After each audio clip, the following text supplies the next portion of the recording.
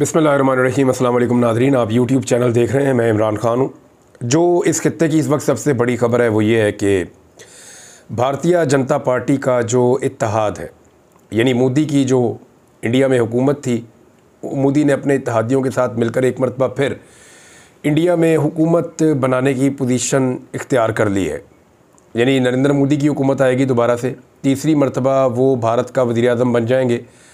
लेकिन नरेंद्र मोदी जो एक्सपेक्ट कर रहे थे और जितनी उनकी पॉपुलैरिटी थी और जिस तरह के सर्वेज आ रहे थे, जैसी उनकी ग्रिप थी इंडिया के पूरे सिस्टम पे, ये नताइज उससे मुख्तलिफ हैं और उनकी उम्मीदें टूटी हैं बहुत ज़्यादा।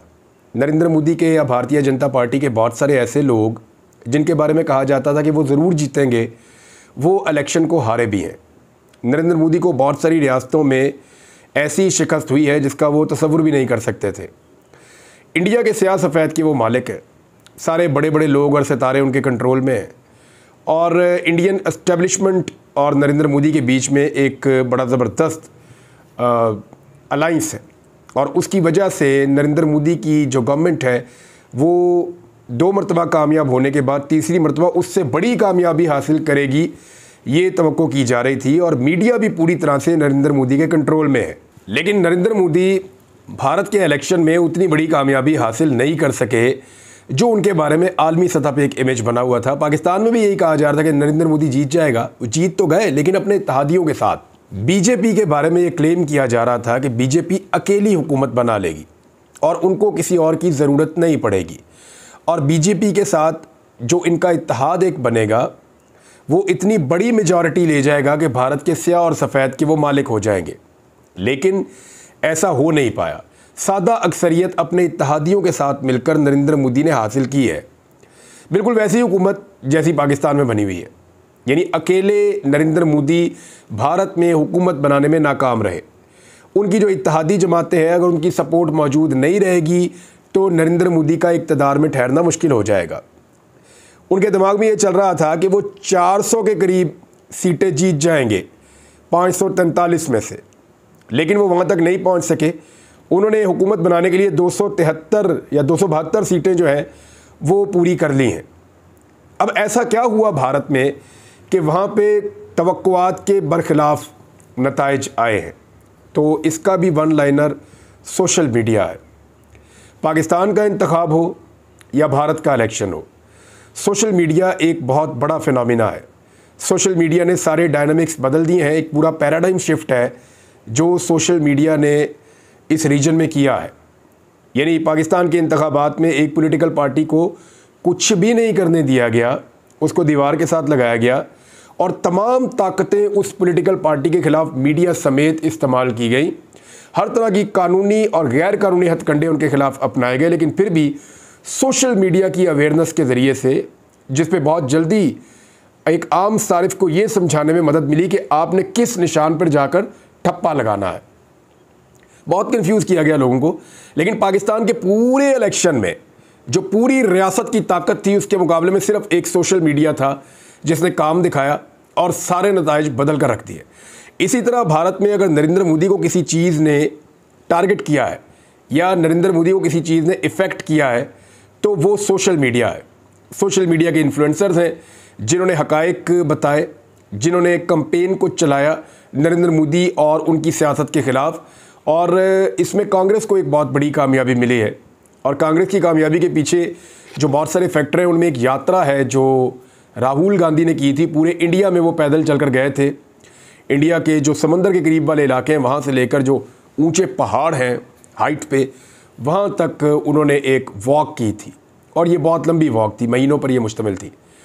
तो उससे एक मोमेंटम बना था कांग्रेस का और कांग्रेस ने बहुत बड़े पैमाने पर वोट भी हासिल किए। लेकिन एक तगड़ी अपोजिशन बन गई है। बहुत सारी रियासतों में मोदी को झटके लगे हैं। अब देखना यह है कि क्या मोदी सरकार माजी की तरह मनमाने फैसले कर पाएगी या अब ये उनकी आखिरी हुकूमत है और उनको अपनी पॉलिसी बदलनी पड़ेगी। भारत में ये एक बहुत बड़ा इलेक्शन था नाज़रीन, याद रखिएगा कि ये दुनिया का सबसे बड़ा इलेक्शन है जो भारत में हुआ है और इसमें लगभग BBC रिपोर्ट के मुताबिक 1 अरब लोगों ने वोट डाला है और 6 हफ्तों में 7 मरहलों में इलेक्शन का ये प्रोसेस मुकम्मल हुआ है। बहरहाल मोदी की हुकूमत तो बन गई, लेकिन मनमानी हुकूमत नहीं बन पाई और उसमें भी सबसे बड़ा रोल भारत के सोशल मीडिया यूजर्स का है और उन्होंने इस इलेक्शन के ऊपर अपना पूरा इम्पैक्ट डाला है। तो सोशल मीडिया एक ऐसी चीज़ है कि जो रवायती सियासी जमातें या जो स्टेटस को की पार्स हैं या जो फाशिस्ट ताकतें हैं जो जबर के ज़रिए चीज़ों को करती हैं, उन्हें इसको हर हाल में कंट्रोल करना पड़ेगा।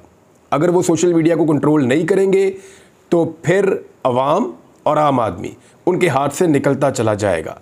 बहरहाल ये मैंने आपको बता दिया। एक और बहुत बड़ी खबर है पाकिस्तान से और ये बड़ी अफसोसनाक खबर भी है।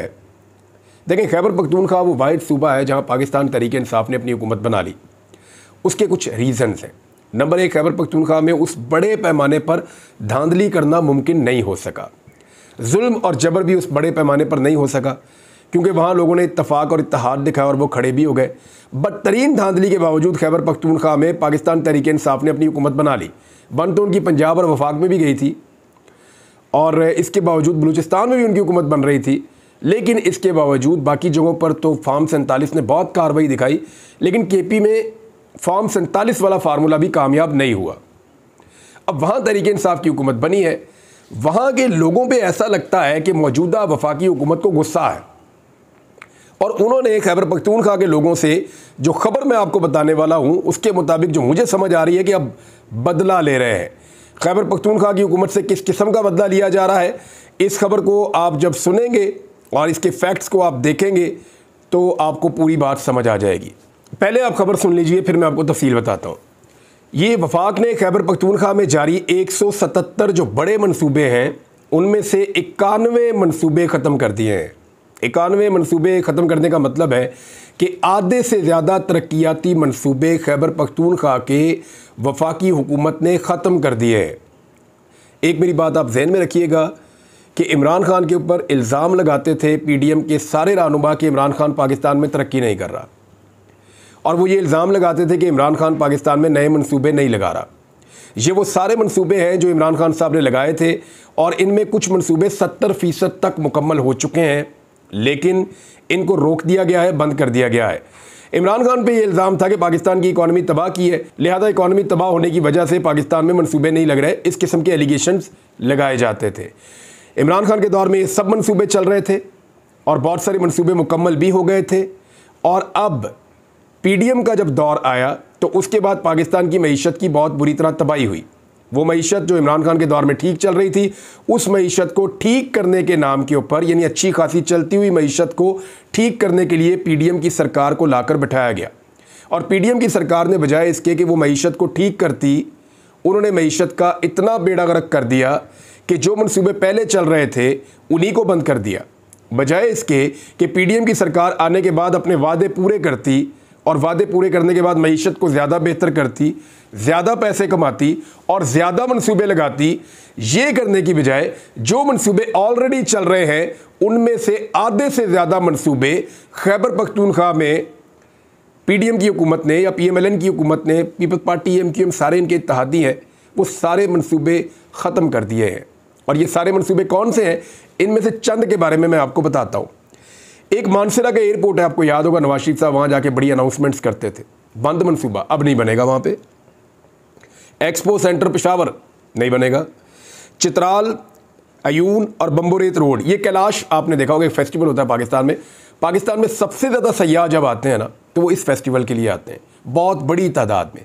कैलाश का जो फेस्टिवल है चित्राल में, तो ये रोड बहुत अरसे से बनना था, इसका जो तामीर का प्रोजेक्ट है वो भी रोक दिया, तो सियाहत का क्या हाल होगा वो आपके सामने। अब बुरहान हवेलियाँ एक्सप्रेस वे है और बहुत सारी सड़कें हैं, दर्जनों की तादाद में ऐसी सड़कें हैं जो बहुत ज़रूरी थी और उनका ताल्लुक CPEC के साथ भी था।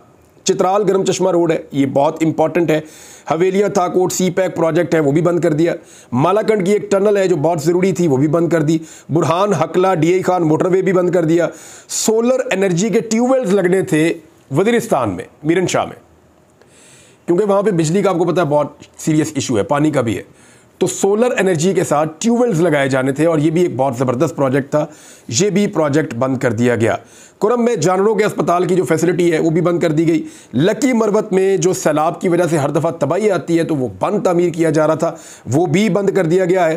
मानसरा में पानी की स्कीमें बंद, बन्नू में पानी की स्कीमें बंद, हतार में जो स्पेशल इकोनॉमिक जोन की पावर सप्लाई का एक मंसूबा था वो भी बंद कर दिया गया है। चित्राल का ग्रिड स्टेशन उसकी जो अपग्रेडेशन हो रही थी वो भी बंद कर दिया गया है। शुमाली वज़ीरिस्तान में जो बिजली के सप्लाई के मंसूबे हैं वो भी बंद कर दिए गए हैं। चित्राल में, दरगई में, दासू में, गोलान में, कोहिस्तान में, तरबेला में, वारसिक में ये जो हाइड्रो पावर प्रोजेक्ट होते हैं जो पानी के साथ बिजली बनती है, इनके जो मंसूबे हैं उन पर काम बंद किया गया है। मोमन डैम के ऊपर काम बंद किया गया है और दीगर बहुत सारे ऐसे डैम्स हैं जिन पे काम बंद किया गया। रोड्स के ऊपर काम बंद किया गया, तालीमी इदारों के ऊपर काम बंद कर दिया गया। Khyber institute of child health बंद। स्वात मोटरवे, ये बहुत इंपॉर्टेंट एक प्रोजेक्ट था, सबसे बड़ी तादाद में सयाह वहाँ जाते हैं पूरे पाकिस्तान से, तो ये मोटरवे बनानी थी, इसको भी बंद किया गया। पेट्रोलियम इंस्टीट्यूट कर्क बंद। और जनूबी अजला जितने भी हैं खैबर पख्तूनख्वा के, उनके अस्पतालों में बिजली का बड़ा सीरियस इशू था, उसको हल करने के लिए एक प्रोग्राम आया था कि इनके ऊपर सोलर लगाए जाएंगे, सोलराइजेशन की जाएगी और इन अस्पतालों में ताकि बिजली मिलती रहे, मरीज़ों को मुश्किलात ना हो, तो वो मंसूबे भी ख़त्म। यूनिवर्सिटियों के कई ब्लॉक्स जो नए बन रहे थे और जो प्रोजेक्ट्स बन रहे थे वो सारे बंद हो गए, बहुत सारे डैम्स भी बंद हो गए। 91 ये प्रोजेक्ट हैं जो बंद किए गए हैं वफाकी हुकूमत की जानिब से।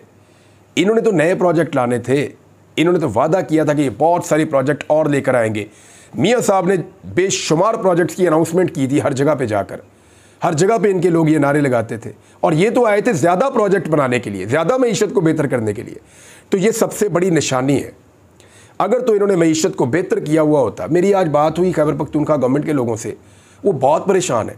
वो ये कह रहे हैं जी हमारा बदला आप हमारे लोगों से तो ना लें, लोगों का ये कसूर है कि उन्होंने आपको वोट नहीं डाला और अब आप उनसे बदला लेंगे और उनके प्रोजेक्ट उनसे छीन लेंगे, उनके साथ जुल्म और बर्बरियत करेंगे, तो लोग इसके खिलाफ खड़े होंगे। और ये एक ऐसा इशू है जो मुझे आराम से दबता हुआ दिखाई नहीं दे रहा। नाज़रीन, एक और ख़बर है, और ये इस्लामाबाद हाई कोर्ट से दो बड़ी खबरें हैं। नंबर एक तो ये है कि जो मुतनाज़ ट्वीट वाला मामला है इमरान खान साहब का, उस मामले पे पाकिस्तान तहरीक इंसाफ की क़यादत ने राब्ता कर लिया है इस्लामाबाद हाई कोर्ट से कि जी हमें क्यों नोटिस किए जा रहे हैं। ये एक ट्वीट है, उसमें उन्होंने कहा है जी हमीदुर रहमान कमीशन की रिपोर्ट को पढ़ें। अभी तो कादी फ़ायद ईसा साहब का स्टेटमेंट भी आ चुका है, उस पर लोगों ने निकाल के सोशल मीडिया पर डाला कि उमर अता बंदयाल साहब ने और कादी फ़ायद ईसा साहब ने भी इसकी अहमियत पर रोशनी डाली हुई है। बल्कि कादी साहब ने तो कहा था कि हमीदुर रहमान कमीशन रिपोर्ट जो है उसका उर्दू में ट्रांसलेशन करके डाला जाए, क्यों नहीं किया जाता। यानी ये कितना इंपॉर्टेंट है हमीदुर रहमान कमीशन रिपोर्ट। कादी साहब भी इसके बारे में बात कर चुके हैं।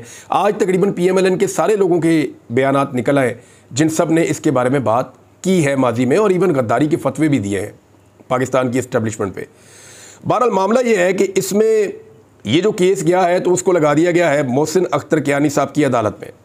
अब वहाँ पे आपको आइडिया है कि वो अदालत किस सिमत में जा रही है और चीज़ें किस सिमत में आपको दिखाई देंगी। वहाँ से जो कमेंट्स आने वाले हैं ना, मेरे ख्याल में अदालत इसको उठा के बाहर फेंक देगी और इस पर FIA की बात सुनी ही नहीं जाएगी। FIA क्या कहेगी कि जी हमीदुर रहमान कमीशन की रिपोर्ट में कोई तौहीन है या कोई अदालत के खिलाफ उकसाने वाली बात है। भाई वो कमीशन हुकूमत ने बनाया था, आज तक किसी ने चैलेंज नहीं किया, उसके फैक्ट्स, उसके हकायक और उसकी तजावीज़ आज भी मौजूद हैं, रिकमेंडेशंस, तो भाई उसको चैलेंज कर देना। या तो फिर आप उनसे आप भाग तो नहीं सकते, तो पाकिस्तान के लोगों को उसको पढ़ना चाहिए। ये बात जो है वो इस्लामाबाद हाई कोर्ट में क्या मौक़िफ़ लेती है FIA, ये बड़ा इंटरेस्टिंग केस होने जा रहा है। और दूसरा एक और मामला, ये जो 3 हल्के हैं ना इस्लामाबाद के, इन लोगों ने एतराज़ कर दिया है जस्टिस तारिक महमूद जहांगीरी साहब के ट्रिब्यूनल के ऊपर कि जनाब हमें एतराज़ है। एतराज़ ये होता है कि जी जज बायस्ड हैं, या जो जज साहब हैं मुअज़्ज़ज़ जज साहब वो बायस्ड हैं, जानिबदार हैं, इस किस्म का एतराज़ किया जाता है। इलेक्शन कमीशन ने इनकी समाअत मंजूर कर ली है, 2 दिन के बाद उन्होंने सुननी थी, कल वो सुनेंगे 6 तारीख को। लेकिन मामला ये है कि पाकिस्तान तहरीक इंसाफ ने इसके खिलाफ दरख्वास्त दे दी है इस्लामाबाद हाई कोर्ट में, और ये मामला लग गया है जनाब मोहतरम chief justice Islamabad high court Aamir Farooq साहब के पास। अब मामला ये है कि आमिर फ़ारूक साहब के सामने ये कैसे साबित किया जाएगा कि उनकी अपनी अदालत के एक जज साहब बायस्ड हैं, और क्या वो इसको तस्लीम कर लेंगे कि इस ट्रिब्यूनल से केस को शिफ्ट करके इलेक्शन कमीशन ऑफ पाकिस्तान किसी रिटायर्ड जज को या कहीं और भेज दे। यानी इस वक्त इस्लामाबाद हाई कोर्ट में बैठे हुए एक मुअज़्ज़िज़ जज साहब, उनके ट्रिब्यूनल के ऊपर एतराज़ है, और एक रिटायर्ड जज या कोई और बाहर से बंदा लाकर बिठाया जाएगा तो उसके ऊपर एतमाद है। तो ये बड़ी ऑकवर्ड सिचुएशन हो जाएगी अदालत के लिए और आमिर फारूक साहब की तरफ तमाम नज़रें चली जाएंगी इस केस में। मुमकिन है कि अभी वो ये कहें कि ज़रा इलेक्शन कमीशन को फैसला कर लेने दें, फिर इस मामले को हम देखेंगे। मुझे नहीं लगता कि ये 3 सीटें बचाने में PMLN कामयाब हो जाएगी। हाँ, ये ज़रूर हो सकता है कि PMLN इसको लिंगर ऑन कर ले, इसको लंबा ले जाए थोड़ा सा, लेकिन इसके ऊपर फैसला आ जाएगा। नाज़रीन, फजलुर रहमान साहब के हवाले से एक बड़ी खबर है, नवाज शरीफ और फजलुर रहमान के हवाले से, वो मैं आपको अगले वीलॉग में बताता हूँ अभी, क्योंकि इसमें टाइम कम है। लेकिन यहाँ पर आप ये तस्वीरें देख लें और ये एक वीडियो भी जारी हुई है छोटी सी। इसमें मरीम नवाज़ साहिबा जो है वो खड़ी हैं और बड़े जदीद कैमरे उनके आसपास घूम रहे हैं और उनको इंस्ट्रक्शन दी जा रही है कि smile smile smile smile, action, smile, बस कट। ये क्या चल रहा है? फिल्में बन रही हैं, टिकटॉक बन रहे हैं और ड्रामों में काम करना है या हुकूमत चलानी है?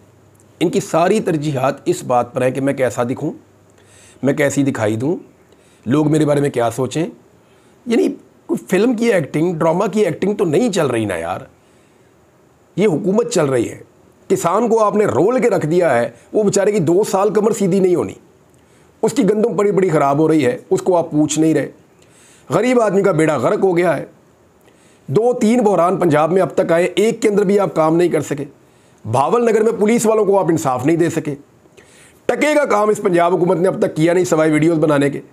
और एक दोस्त ने तो यहाँ तक लिखा है कि वज़ीर आला हाउस के जो स्टाफ है, सोर्सेज, वो ये बताते हैं कि आजकल वज़ीर आला हाउस में यही काम चलता रहता है। इधर से निकाल के एक कैमरा आ जाता है, वो एक प्रोमो शूट कर जाता है, एक दूसरा कर जाता है, कभी ये यूनिफॉर्म पहन ली, कभी वो यूनिफॉर्म पहन ली, कभी ये कार्रवाई डाल दी, कभी वो कार्रवाई डाल दी, और काम टके का नहीं हो रहा। लोगों को कोई फ़ायदा नहीं हो रहा।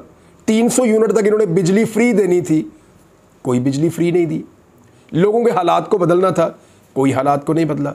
महंगाई को कम करना था, नहीं कर पाए। लॉ एंड ऑर्डर की सिचुएशन आपके सामने है। तो पंजाब में एक फेलियर गवर्नमेंट है और किसी किस्म की कोई कामयाबी हासिल नहीं हो सकी सवाए वीडियोबाजी के। अब तक के लिए इतने, अपना ख्याल रखिएगा, अपने इस चैनल का भी। अल्लाह हाफ़िज़।